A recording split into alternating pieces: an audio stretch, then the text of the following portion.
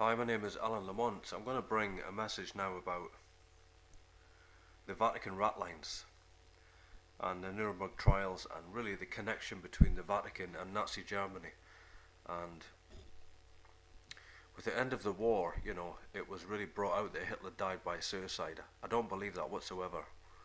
I believe that Adolf Hitler escaped and was really protected by the Vatican.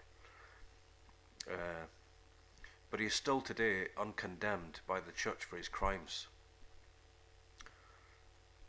The Vatican really made moves to aid the Nazis and even the Ustasha and other war criminals in their bid to escape justice. The Ustasha regime really was helped by the Vatican, and they helped organize escape routes for war criminals out of Europe to Latin America. And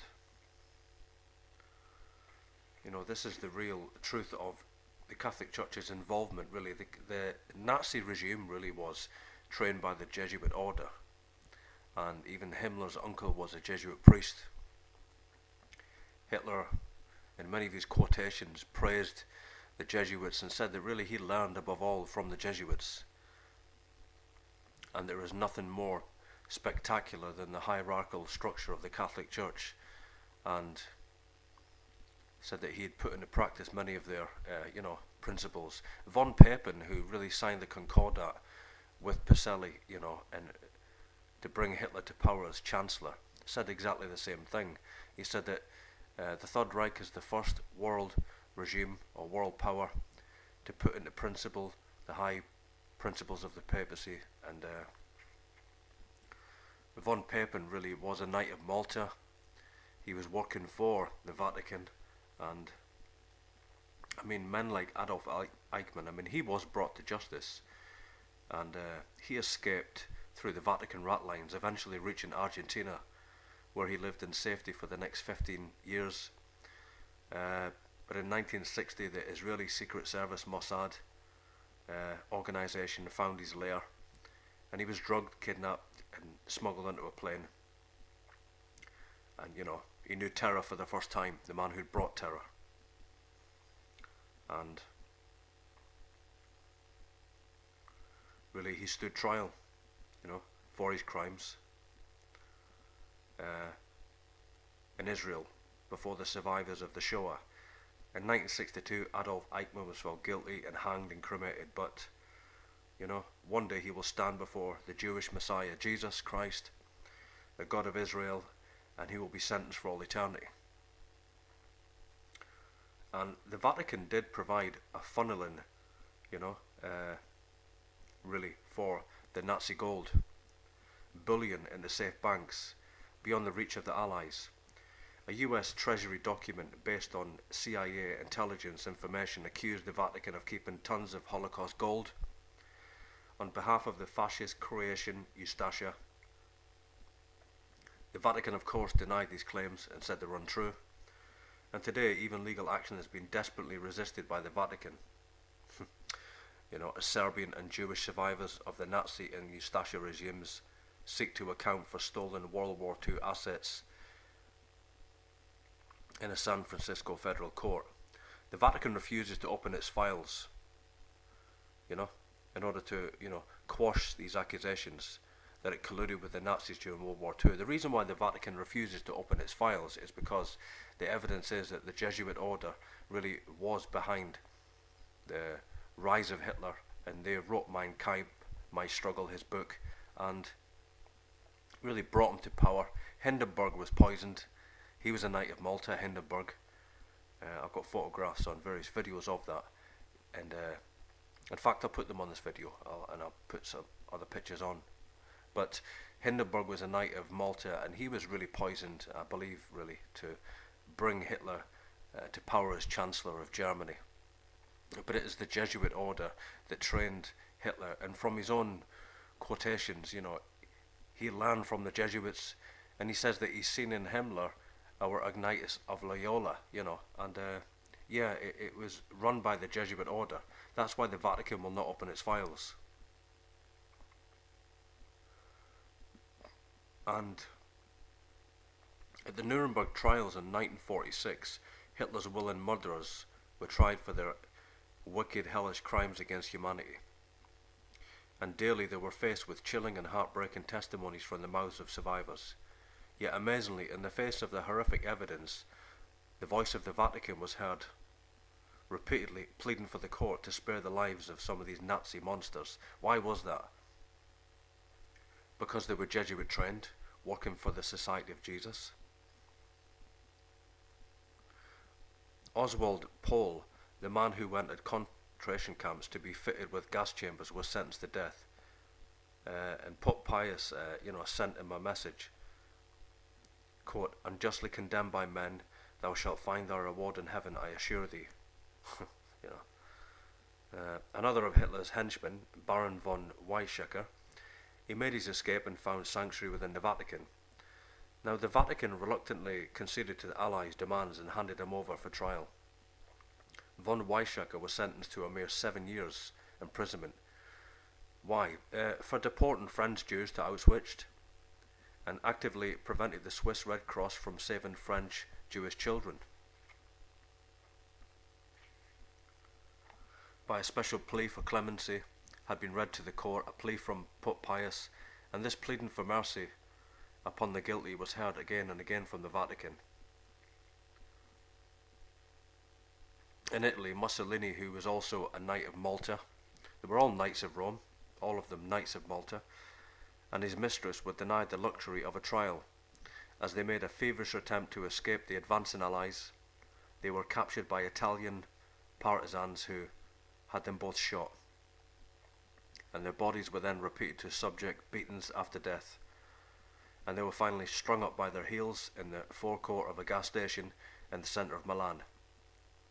Even though Italians in general were relieved to see the demise of Mussolini, it was said the Catholic Church held daily masses for the peaceful repose of the dead fascist, like Hitler still a Catholic monster. The reason why is because it was Mussolini that really, healed the deadly wound of the Vatican and declared it, a sovereign state, and also handed over millions to the Vatican. And it was from that's why they used Mussolini, really, And as always, he was a Knight of Rome. All of these high-level Nazis and men that were, involved in this axis of evil, you will find that they were all Knights of the Sovereign Military Order of Malta, every single one of them. And the Nazi rat lines were created to bring out those that were in allegiance to the Jesuits, those that were aligned to Rome. The whole Nazi Holocaust, in the sense of the Holocaust against the Jews, let me say right now, it was a papal crusade of Rome. That's why these men were defended. That's why the Vatican pleaded for their release even at Nuremberg, and the Vatican really was behind Adolf Hitler. It was behind the Third Reich to create the papal crusade of World War II. That's why the Vatican always remained silent during the war with all the crimes. We also read in the New York Times of March 14th, 1940, Pope is emphatic about a just peace, Jews' rights defended. The New York Times Christmas editorial of 1941 praised the Pope for putting himself squarely against Hitlerism, but he did not. And in 1942, the Catholic Tablet of London stated that Goebbels had issued pamphlets in many languages condemning Pius as a pro-Jewish Pope. But this was all disinformation. They were all working together. Now, in the Jesuit oath, it clearly reveals about being openly opposed but secretly working together, They were all working together, the Third Reich and the Vatican. The Vatican was aware of the persecution of the Jews, and rescued some children, and hid them around Rome. But this was merely damage control. This was merely to just, cover the fact that they were involved in the creation of the Third Reich. And there was not really any protest, really, from the Catholic Church against the Nazis as they rose to power. And I'm going to bring a conclusion here. It was really Cardinal Pacelli who became,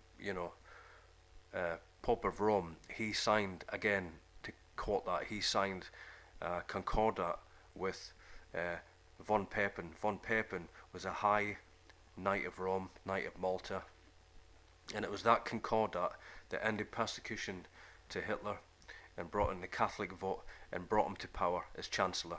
And without that concordat, Hitler would not have been made Chancellor, you know. They have no power, men like Adolf Hitler, you know. No power. Even men like,